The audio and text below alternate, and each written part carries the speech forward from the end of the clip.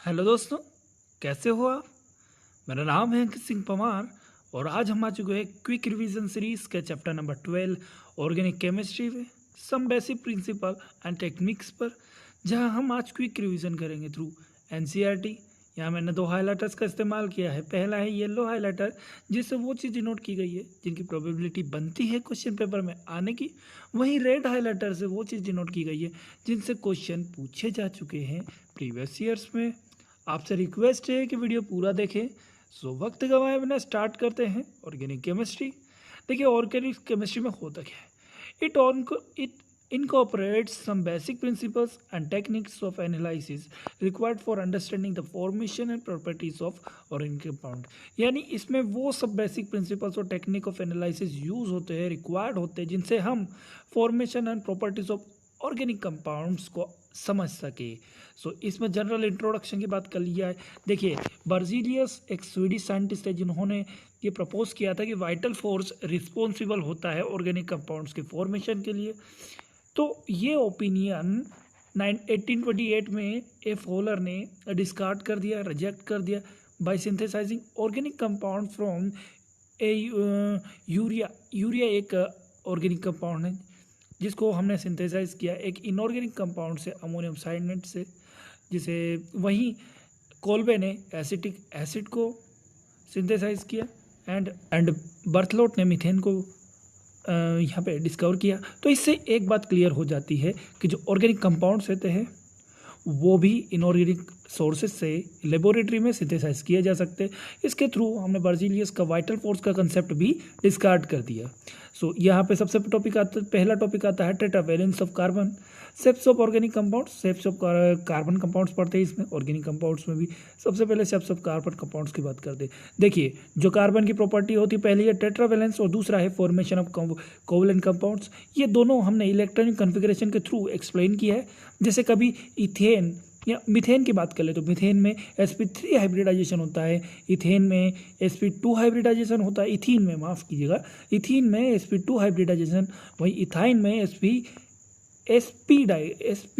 Hybridisation होता है। सो यहाँ पे हमें एक बात क्लियर हो जाती है कि hybridisation influences the bond length and bond enthalpy in a compound.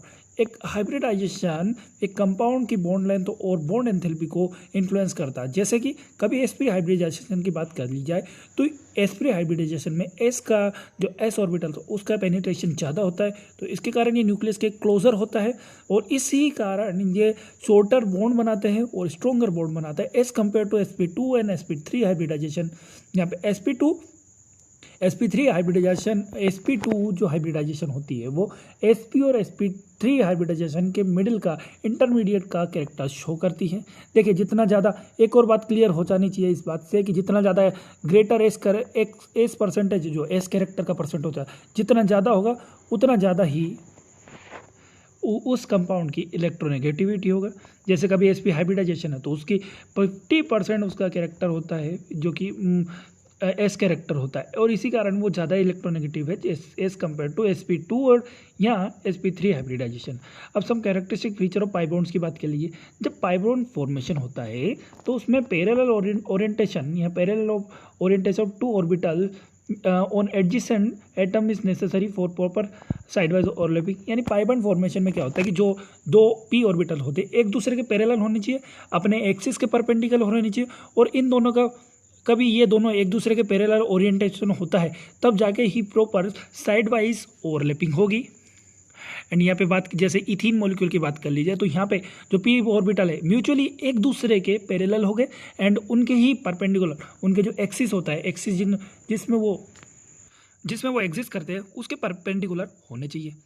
और इसके थ्रू क्या होता है कि जब डबल बॉन्ड बन जाता है, जब पाई बॉन्ड बन जाता है तो यहाँ पे जो रोटेशन होता है कार्बन कार्बन डबल बॉन्ड का, वो रिस्ट्रिक्ट हो जाता है। वो जो कंपाउंड होता है वो रोटेशन कर ही नहीं पाता और इसी कारण जो इसकी स्टेबिलिटी है। देखिए, जो इथेन होते हैं, जो इथाइन कंपाउंड, जो जनरली पाई बॉन्ड कंपाउंड की बात कर लीजिए, यहाँ पे हम पाई बॉन्ड की ज़्यादातर जो पाई बॉन्ड होते हैं वो मोस्ट रिएक्टिव सेंटर्स होते हैं मॉलिक्यूल में, जिनके मतलब ये सबसे ज़्यादा पाई बॉन्ड जो होते हैं सबसे ज़्यादा रिएक्टिव सेंटर्स होते हैं। अब यहाँ पे कुछ प्रॉब्लम्स होती है जिनमें जैसे पहले में सिग्मा और पाई बॉन्ड्स का नंबर प्रेजेंट करना है, दूसरे में उनके हाइब्रिडाइजेशन पता करना। तो ये सब चीज़ें तो हम बेसिकली केमिकल बॉन्डिंग में समझ चुके हैं, जहाँ पे sp3 हाइब्रिड, यहाँ पे हाइब्रिडाइजेशन निकालना भी सीख चुके हैं और उनका बॉन्ड ऑर्डर भी निकालना सीख चुके हैं, सब कुछ वहाँ पहले सीख चुके हैं। यहाँ पे बस हम एक बार देख लीजिएगा, आप एक बार नज़र वहाँ पे डाल लीजिएगा। अब यहाँ पे स्ट्रक्चर और रिप्रेजेंटेशन ऑफ ऑर्गेनिक कंपाउंड्स को पढ़ लीजिए।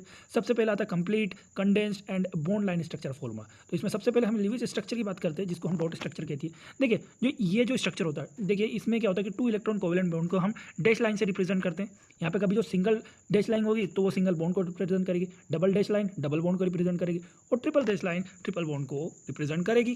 सो लोन पेयर ऑफ इलेक्ट्रॉन, यहाँ पे देखिए जो लोन पेयर ऑफ इलेक्ट्रॉन है वो यहाँ पे शो किए भी जा सकते हैं या नहीं भी किया जा सकता, डिपेंड करता है, वहाँ पे कोई ये नेसेसरी नहीं है।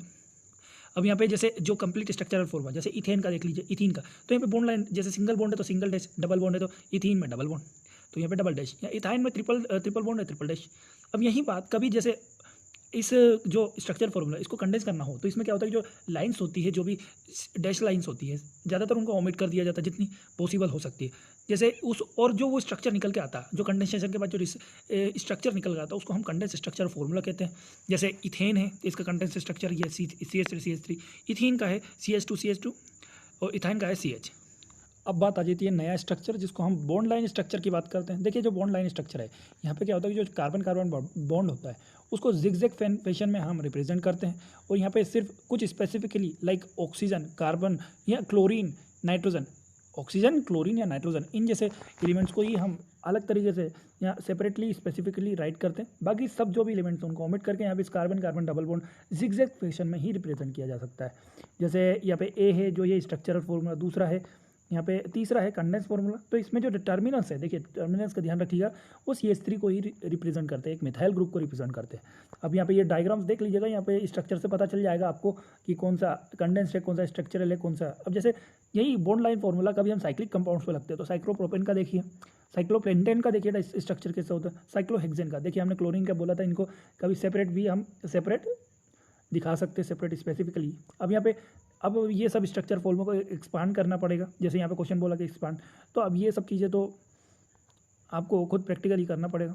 अब आगे बढ़ते हैं, यहाँ पे कंडेंस फॉर्मूला लिखना पड़ेगा, या फिर यहाँ पे जो भी बॉन्ड लाइन स्ट्रक्चर, ये सब क्वेश्चन दे रखे तो इनकी प्रैक्टिस की जा सकती है। इसको समझाने में कुछ ऐसा समझाने जैसी कोई चीज़ नहीं है, वो क्वेश्चन यहाँ से जनरली नहीं बनते। अब यहाँ पे टॉपिक आ जाता है 3 dimensional representation of organic molecules. देखिए जब एक मॉलिक्यूल को, ऑर्गेनिक मॉलिक्यूल को 3D स्ट्रक्चर में हमको रिप्रेजेंट करना पड़ता है, तो यहाँ पे जो सॉलिड लाइन्स होते हैं, यहाँ पे क्या होता है, 2 तरीके की कन्वेंशन यूज़ करते हैं। जैसे पहला सॉलिड लाइन्स और दूसरा होता है वेड्ज लाइन, जिनको डैश वेड्ज कहते हैं। तो इसमें क्या होता है कि ये 3D इमेज हमें 2 डायमेंशनल पिक्चर की तरह परसीव किया जाता है, बट ये 3D इमेज की तरह हम इसको समझ सकते हैं। जैसे कभी जो सॉलिड वेज वो इंडिकेट करेगा जो बॉन्ड होता है वो प्रोजेक्ट आउट होगा आउट ऑफ द प्लेन और टुवर्ड्स द ऑब्जर्वर, यानी टुवर्ड्स द ऑब्जर्वर शो करेगा सॉलिड वेज। वहीं डैश वेज की बात कर लिए तो ये project out of the plane होगा, out of the plane of paper, ये भी प्रोजेक्ट आउट होगा but away from the observer होगा। ये डैश वेट्स की बात कर रहे हैं। वहीं कभी कोई से भी जो प्लेन होते हैं, जो भी बॉन्ड्स होते हैं, कभी वो प्लेन ऑफ द पेपर में लाई करते हैं तो उन्हें सिंपल लाइन के थ्रू हम नॉर्मल जो डैश लाइन होती है उसके थ्रू ही रिप्रेजेंट करते हैं। आगे देखिए, यहाँ से समझिए, जैसे CH4 का मॉलिक्यूल है तो यहाँ पे जो डैश सॉलिड वेट्स की बात करती है तो ये बॉन्ड टुवर्ड्स द ऑब्जर्वर समझा रहा है। डैश जो होता है डैश वेट्स, उसको हम bond away from the observer समझा रहे हैं। और जो बॉन्ड्स होते हैं जैसे सिंपल बॉन्ड जो प्लेन ऑफ पेपर में लाई करते हैं उन्हें हम सिंगल डैश लाइन से शो करते हैं।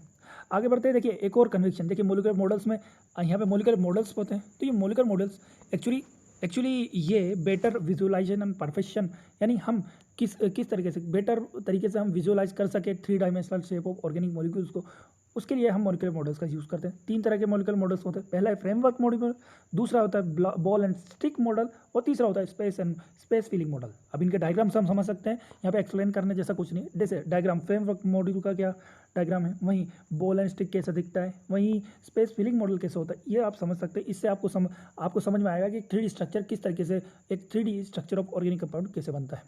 अब यहाँ पे क्लासिफिकेशन ऑफ ऑर्गेनिक कंपाउंड्स की बात कर लीजिए। देखिए हमारी केमिस्ट्री में यहाँ हमारी अर्थ होती है, उस पर large number of organic compounds present होते हैं और वो भी बहुत different type of organic compounds होते हैं। तो ये ज़रूरी हो जाता है कि हम उसको क्लासिफिकेशन करें ताकि हम बेटर तरीके से उनको स्टडी कर सकें। जैसे ऑर्गेनिक कंपाउंड्स उनको 2 टाइप में हमने डिस्क्राइब किया। सबसे पहला है एसाइक्लिक और दूसरा है साइक्लिक। एसाइक्लिक में ओपन चेन स्ट्रक्चर या ओपन चेन कंपाउंड्स की बात कर लेते हैं, वहीं साइक्लिक में हम क्लोज चेन या रिंग कंपाउंड्स की बात कर लेते हैं। अब जो रिंग कंपाउंड्स है वो भी दो तरह के हो जाते हैं, एक होता है एलिसाइक्लिक और दूसरा है एरोमेटिक। तो एलोसाइक्लिक जो कंपाउंड्स होते हैं उनमें होमोसाइक्लिक कार्बोक्सिलिक कंपाउंड्स होते हैं, वही हीट्रोसाइक्लिक कंपाउंड्स में जो कि नॉन एरोमेटिक होते हैं। हीट्रोसाइक्लिक हम समझेंगे क्या होता है। एरोमेटिक कंपाउंड्स में बेंजेनोइड कंपाउंड्स होते हैं, नॉन बेंजेनोइड कंपाउंड्स होते हैं और हीट्रोसाइक्लिक एरोमेटिक कंपाउंड्स होते हैं। तो सबसे पहले हम स्टडी करते हैं एसाइक्लिक या ओपन चेन स्ट्रक्चर। देखिए जो ये कंपाउंड्स है इनको एलिफेटिक भी कहा जाता है और इनमें स्ट्रेट चेन या branch chain of chain compounds होते हैं, जैसे इथेन होता है, इथेन ये स्ट्रेट चेन हो गया, आइसोब्यूटेन ब्रांच्ड हो गया, acetaldehyde acetic acid.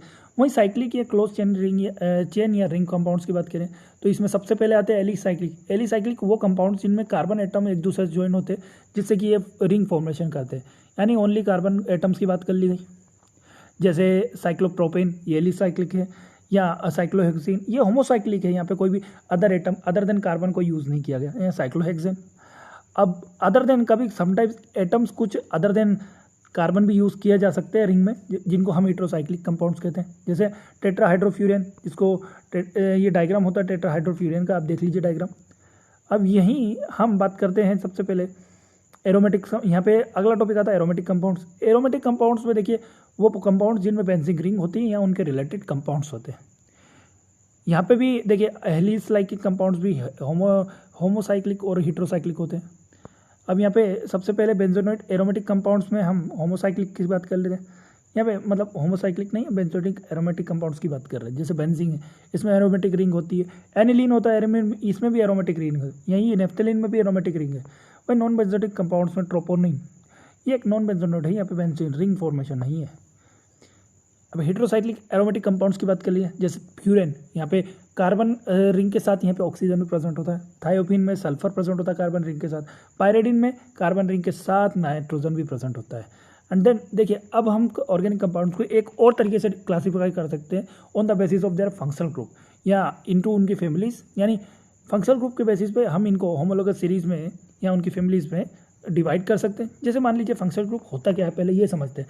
The functional group is an atom और a group of atom joined to the carbon chain which is responsible for the characteristic chemical properties of organic compound। यानी ये एक ऐसा ये functional group एक ऐसा atom या group of atom होता है जो कार्बन चेन से जुड़ के उसकी केमिकल प्रॉपर्टीज़ को डिफाइन कर देगा, यानी उसकी जो केमिकल प्रॉपर्टीज़ होती है वो उस फंक्शनल ग्रुप, जैसे एक कार्बन रिंग होती है, कार्बन रिंग होती है, उसके फंक्शनल ग्रुप के कारण ही उसकी प्रॉपर्टीज़ शो होती है। जैसे हाइड्रोक्सिल ग्रुप है वो अलग प्रॉपर्टीज शो करेगा, एल्डिहाइडिक ग्रुप है वो अलग शो करेगा, वहीं जो कार्बोक्सिल ग्रुप है वो अलग प्रॉपर्टीज शो करेगा।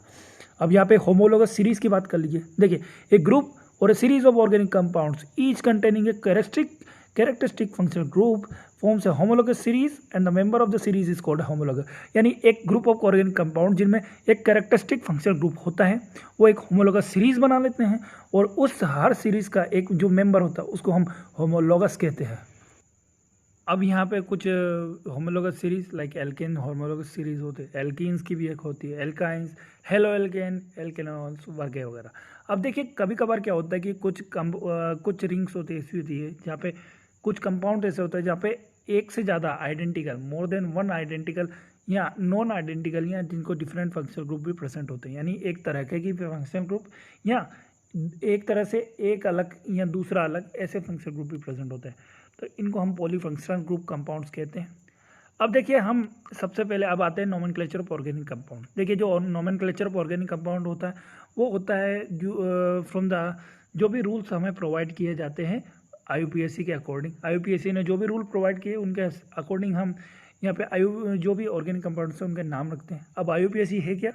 India international union of pure and applied chemistry को IUPAC कहते हैं। देखिए आपको एक बात क्लियर कर दे, देखिए जो IUPAC सिस्टम है वो अभी रीन्यू मतलब नया ही सिस्टम है एज़ कम्पेयर टू मतलब हिस्ट्री ऑफ केमिस्ट्री। तो पहले जो हमारे कंपाउंड्स होते हैं ऑर्गेनिक कंपाउंड्स उनके नाम कैसे लिए जाते हैं?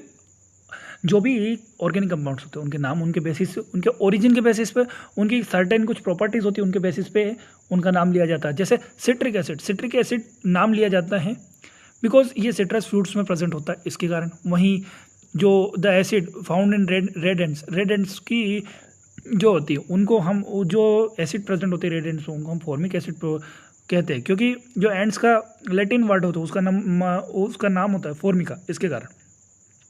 तो ऐसे जो नाम होते हैं उनको हम ट्राइबल नेम्स या कॉमन नेम्स कहते हैं।